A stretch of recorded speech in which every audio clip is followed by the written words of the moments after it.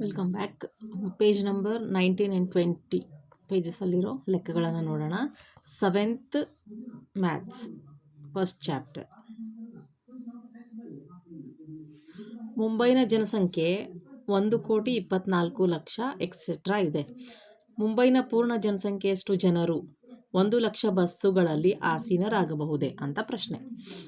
ಒಂದು ಬಸ್ನಲ್ಲಿ ಕೂಡಬಹುದಾದ ಜನ 50 ಜನ, ಅಪ್ರಾಕ್ಸಿಮೇಟ್ಲಿ ಇಷ್ಟು ತಗೊಳ್ಳಿ ಅಂತ ಹೇಳಿದ್ದಾರೆ, ಟೆಕ್ಸ್ಟ್ ಬುಕ್ಕಲ್ಲಿ ಇದೆ. 1,00,000 ಬಸ್ಗಳಲ್ಲಿ ಕೂಡಬಹುದಾದ ಜನ ಎಷ್ಟಾಗುತ್ತವಾಗ 50 ಗುಣಿಸು 1,00,000, ಆವಾಗ 50 ಲಕ್ಷ ಜನ ಕೂರ್ಬೋದು. ಆದರೆ ಮುಂಬೈನ ಜನಸಂಖ್ಯೆ ಇರೋದೆಷ್ಟು 1,24,00,000. ಹಾಗಾಗಿ ಮುಂಬೈನ ಜನಸಂಖ್ಯೆಯನ್ನು 1,00,000 ಬಸ್ಗಳಲ್ಲಿ ಕೂರ್ಸೋಕ್ಕೆ ಸಾಧ್ಯ ಆಗಲ್ಲ. ನೆಕ್ಸ್ಟ್ ಕ್ವಶನ್ ಇದೆ. RMS ಟೈಟಾನಿಕ್ ಹಡಗು 2,500 ಜನರನ್ನು ಕೊಂಡೊಯ್ಯುತ್ತದೆ. ಮುಂಬೈನ ಜನಸಂಖ್ಯೆಗೆ ಅಂತಹ 500 ಹಡಗುಗಳು ಸಾಕಾಗುತ್ತವೆ ಅಂತ ಪ್ರಶ್ನೆ. ಈಗ ಹಡಗು ಕೊಂಡೊಯ್ಯುವ ಜನಸಂಖ್ಯೆ 2,500. 500 ಹಡಗುಗಳಲ್ಲಿ ಕೊಂಡೊಯ್ಯುವ ಜನರ ಸಂಖ್ಯೆಯನ್ನು ಕಂಡುಹಿಡಬೇಕು. 25 ಇಲ್ಲಿ 125, ಇವೆರಡು 0, ಇವೆರಡು 0.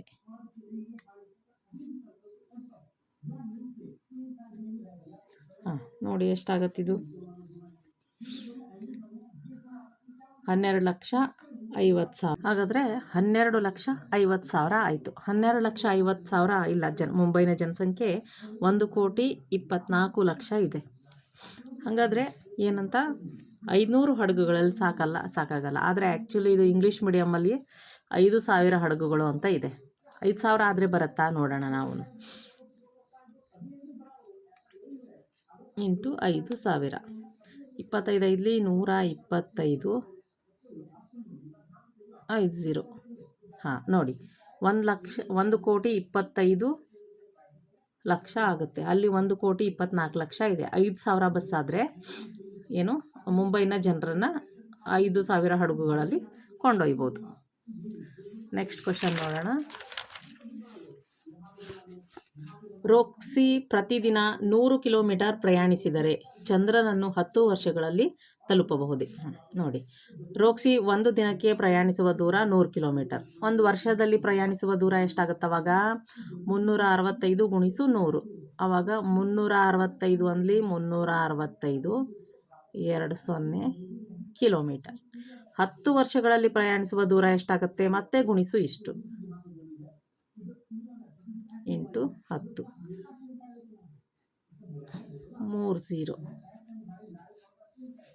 3,65,000 ಕಿಲೋಮೀಟರ್ ಆಗುತ್ತೆ. ಭೂಮಿ ಮತ್ತು ಚಂದ್ರನ ನಡುವಿನ ದೂರ ಎಷ್ಟಿದೆ? 3,84,400 ಕಿಲೋಮೀಟರ್ ಇದೆ. ಇಲ್ಲಿ ನೋಡಿದ್ರೆ ಬರೀ 3,65,000 ಕಿಲೋಮೀಟರ್ ಬಂತು. ಹಾಗಾದರೆ ರೋಕ್ಸಿ ಪ್ರತಿದಿನ 100 ಕಿಲೋಮೀಟರ್ ಅಂತ ಪ್ರಯಾಣ ಮಾಡಿದ್ರು 10 ವರ್ಷಗಳಲ್ಲಿ ಚಂದ್ರನನ್ನು ತಲುಪೋಕ್ಕೆ ಸಾಧ್ಯವಿಲ್ಲ. ಇನ್ನು ನೆಕ್ಸ್ಟ್ ನೋಡಿ, ಪ್ರತಿದಿನ 1000 ಕಿಲೋಮೀಟರ್ ಪ್ರಯಾಣಿಸಿದರೆ ನಿಮ್ಮ ಜೀವಮಾನದಲ್ಲಿ ಸೂರ್ಯನನ್ನು ತಲುಪಬಹುದೇ? ಅಲ್ಲಿ ಫಸ್ಟ್ 1-2 ಪೇಜಲ್ಲಿ ಕೊಟ್ಟಿದ್ದಾರೆ. ಭೂಮಿ ಸೂರ್ಯನ ನಡುವಿನ ದೂರ 2,100 ಗುಣಿಸು 70,000. ಇದನ್ನು ಗುಣಿಸಿ ಬರ್ಕೊಳ್ಳೋಣ. 7 1 7, 7 2 14, ಇಲ್ಲಿ 4 2 6 0, 1 2 3 4 5 6 0, ಇಷ್ಟು ದೂರ ಇದೆ. ಹಾಗಾದರೆ ನೋಡೋಣ. ಈಗ ಒಂದು ದಿನಕ್ಕೆ ಪ್ರಯಾಣಿಸುವಂಥ ದೂರ 1000 ಕಿಲೋಮೀಟರ್. ಒಂದು ವರ್ಷಕ್ಕೆ 365 ಗುಣಿಸು 1000, ಅದು ಎಷ್ಟು ಬಂತು? 3,65,000 ಕಿಲೋಮೀಟರ್ ಬಂತು. ಹಾಗಾದರೆ ಒಂದು ವರ್ಷಕ್ಕೆ ಪ್ರಯಾಣಿಸುವ ದೂರ ಇಷ್ಟಾದರೆ ಇವ್ರು ಕೇಳ್ತಾ ಇರೋದೇನು? ನಿಮ್ಮ ಜೀವಮಾನದಲ್ಲಿ ಅಪ್ರಾಕ್ಸಿಮೇಟ್ಲಿ 100 ವರ್ಷ ಮನುಷ್ಯ ಬದುಕ್ತಾನೆ ಅಂತ ಇಟ್ಕೊಂಡು ನೋಡಿದ್ರು ಆವಾಗ ಆಗುತ್ತಾ?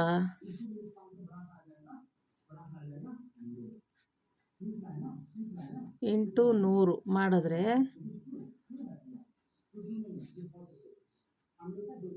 3 2 5, ಆವಾಗ ಎಷ್ಟಾಗುತ್ತೆ? 3,65,00,000 ಕಿಲೋಮೀಟರ್ ಆಗುತ್ತೆ. ಇಲ್ಲಿರೋದು 14,60,00,000 70 ಲಕ್ಷ. ಅವಾಗೇನು ಮನುಷ್ಯ ಬದುಕೋದೇ 100 ವರ್ಷ ಅಂತ ಅಂದ್ಕೊಂಡ್ರೂ ಏನಾಗಲ್ಲ, ಪ್ರತಿದಿನ 1000 ಕಿಲೋಮೀಟರ್ ಪ್ರಯಾಣ ಮಾಡಿದ್ರೂ ಕೂಡ ಏನಾಗಲ್ಲ, ಸೂರ್ಯನನ್ನು ತಲುಪೋಕ್ಕೆ ಸಾಧ್ಯ ಇಲ್ಲ. ಆಮೇಲೆ ಇದೆ ನೋಡಿ, ಒಂದು ಪೇಪರ್ ಹಾಳೆ 5 ಗ್ರಾಮ್ ತೂಗಿದರೆ 1 ಲಕ್ಷ ಪೇಪರ್ ಹಾಳೆಗಳನ್ನು ಒಮ್ಮೆಲೆ ನೀವು ಎತ್ತಬಹುದೇ? ನೋಡೋಣ.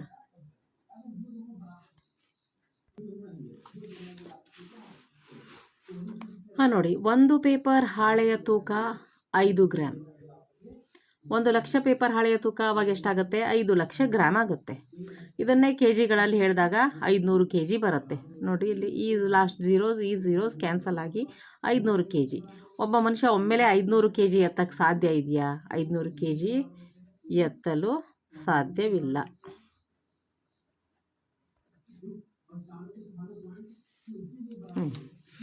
ಇನ್ನು ಪ್ರಪಂಚದಾದ್ಯಂತ ಪ್ರತಿ ನಿಮಿಷಕ್ಕೆ 250 ಮಕ್ಕಳು ಜನಿಸಿದರೆ ಒಂದು ದಿನದಲ್ಲಿ 1 ಮಿಲಿಯನ್ ಮಕ್ಕಳು ಜನಿಸಬಹುದೇ? ನೋಡಿ, ಸೊಲ್ಯೂಷನ್ ನೋಡೋಣ.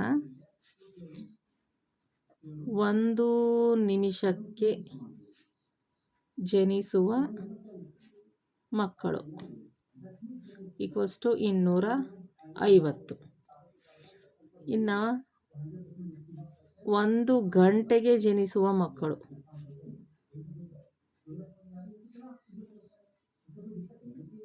ಈಕ್ವಲ್ಸ್ ಟು 60 ಗುಣಿಸು 250. 2 0, 6 ಇಲ್ಲಿ 30ಕ್ಕೆ 0, ದಶಕ 3, 6 12, 3 15 ಇಷ್ಟು.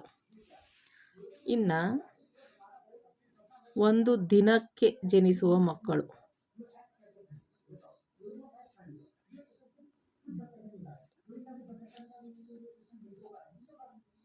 ಇಂಟು 24 ಎಷ್ಟು ಬರುತ್ತೆ? 24 ಗುಣಿಸು 15, 15 ನಾಲ್ಕಲಿ 60, 15 30, 36 ಇಷ್ಟು ಬಂತು. ಆಮೇಲೆ 3 0. ನೋಡಿ ಎಷ್ಟು? 3,60,000 ಮಕ್ಕಳು ಜನಿಸ್ತಾರೆ ಬಿಟ್ಟರೆ ಒಂದು ದಿನದಲ್ಲಿ 1 ಮಿಲಿಯನ್ ಮಕ್ಕಳು ಜನಿಸೋಕ್ಕೆ ಸಾಧ್ಯ ಇಲ್ಲ. ಇಲ್ಲೊಂದಿದೆ ನೋಡಿ, ಪ್ರತಿ ಸೆಕೆಂಡ್ಗೆ 1 ನಾಣ್ಯವನ್ನು ಎಣಿಸಿದರೆ ಒಂದು ದಿನದಲ್ಲಿ 1 ಮಿಲಿಯನ್ ನಾಣ್ಯಗಳನ್ನು ಎಣಿಸಬರಲಿಲ್ಲ. ಪ್ರತಿ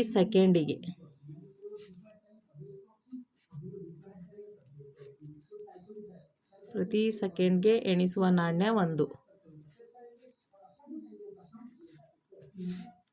ಹಾಗಾದರೆ ಒಂದು ದಿನದಲ್ಲಿ ಪ್ರತಿ ಸೆಕೆಂಡ್ಗಾದಮೇಲೆ ಪ್ರತಿ ನಿಮಿಷಕ್ಕೆ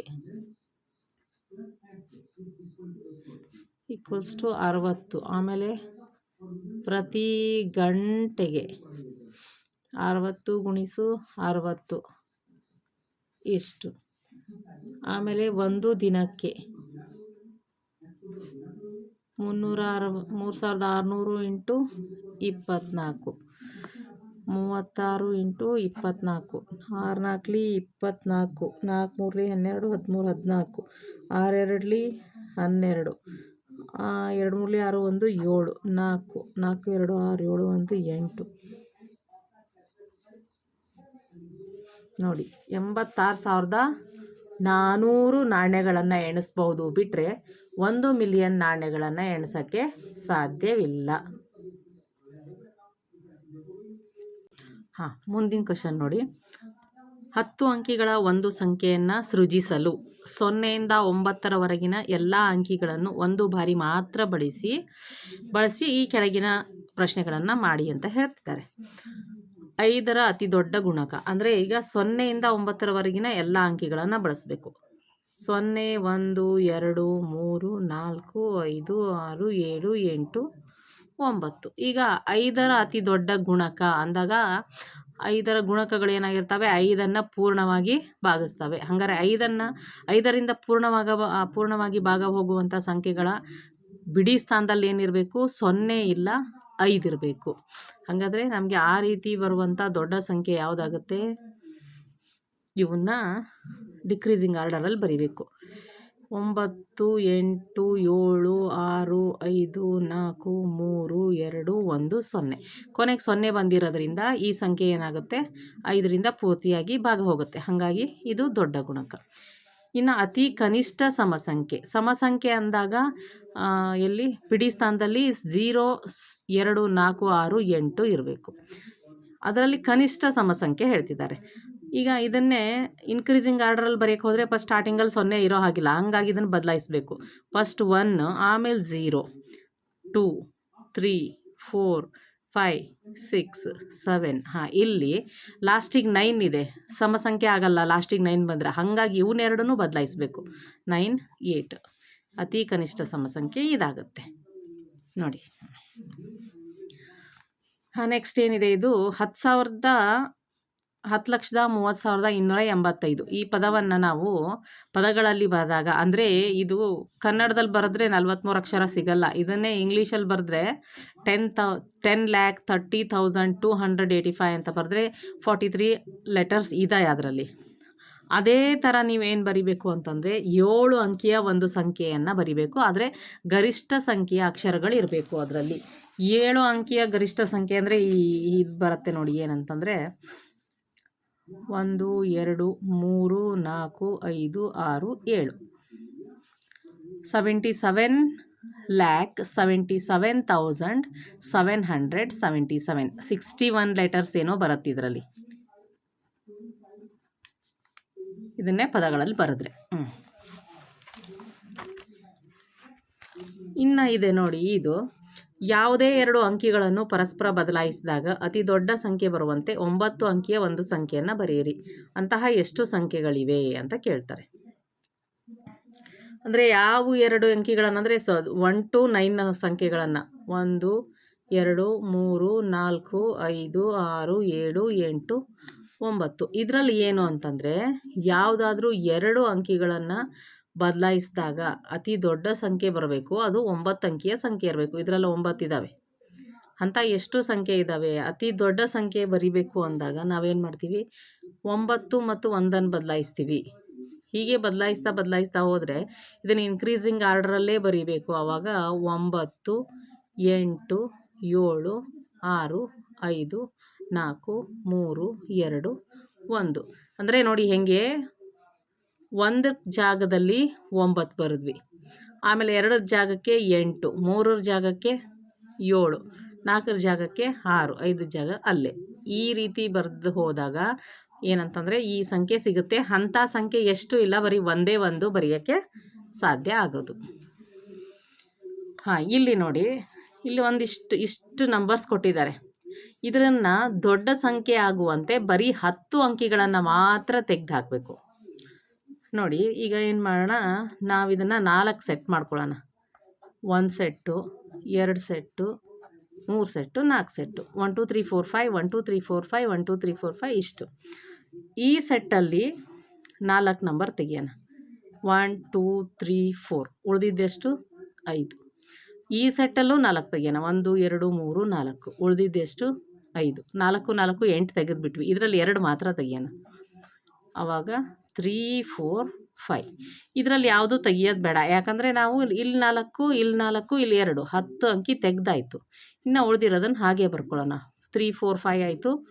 1 2 3 4 5 ಹೀಗೆ ತೆಗೆದ್ರೆ ಅತಿ ದೊಡ್ಡ ಸಂಖ್ಯೆ ಆಗುವಂತೆ ತೆಗೆದು ಹಾಕ್ತೀವಿ. ಉಳಿದಿದ್ದನ್ನು ಮುಂದಿನ ವಿಡಿಯೋದಲ್ಲಿ ನೋಡೋಣ ಅಂತ ಹೇಳ್ತಾ ಇಲ್ಲಿಗೆ ಈ ವಿಡಿಯೋ ಮುಗಿಸೋಣ.